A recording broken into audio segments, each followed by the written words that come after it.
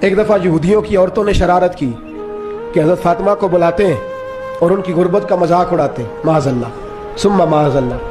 کہتی ہیں گھر آئی عورتیں، کہنے لگی حضور اپنی بیٹی کو بھیجیے، ہمارے گھر میں شادی ہے، ہم چاہتی ہیں یہ وہاں لوگوں کو تبلیغ کریں، دین کا پیغام دیں۔ اب اس نام پر تو حضور ضرور بھیجا کرتے تھے، چاہے کوئی دھوکے سے ہی بلاتا۔ میرے حبیب پاک صلی اللہ علیہ وسلم نے کہا فاطمہ جاؤ۔ حضرت فاطمہ کہتی ہیں ہاں تو کر لی، پر میرے وجود پہ کپڑے پھٹے ہوئے تھے، کئی جگہ پہ پیوند تھے، اور مجھے پتا تھا یہ عورتیں کس مزاج کی ہیں۔ فرماتی ہیں میں نے نہ، حضور نے کہا تو میری آنکھوں میں 2 قطرے آنسوؤں کے آ گئے۔ میں نے کہا یا اللہ اپنے لیے نہیں، تیرے نبی کے دین کے وقار کے لیے، یا اللہ یہ عورتیں یہ بڑے برے خیالات اور نظریات کی ہیں، یہ مذاق اڑائیں گی دین اسلام کا، مہربانی فرما، نظر کرم فرما۔ حضرت فاطمہ فرماتی ہیں ابھی میری بات بھی مکمل نہیں ہوئی، رسول پاک پھر تشریف لے آئے اور فرمایا فاطمہ کیا کیا سوچ رہی تھی، کیا کہہ رہی تھی؟ کہ حضور کوئی خاص نہیں۔